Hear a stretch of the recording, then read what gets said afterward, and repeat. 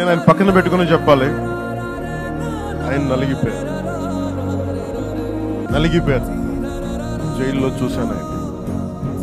పాపం భువనేశ్వర్ గారి బాధను చూశాను. నేను అనుకున్నాను, అమ్మ మీరు కన్నీళ్ళు పెట్టుకోండి, మంచి రోజులు వస్తాయని చెప్పి మంచి రోజులు వచ్చింది. వారికి మనస్ఫూర్తిగా వారికి నా హృదయపూర్వక శుభాకాంక్షలు. మీరు అద్భుతమైన పాలన ఇవ్వాలి అందరికీ మనస్ఫూర్తిగా మీకు నేను తెలియజేసుకున్నాను.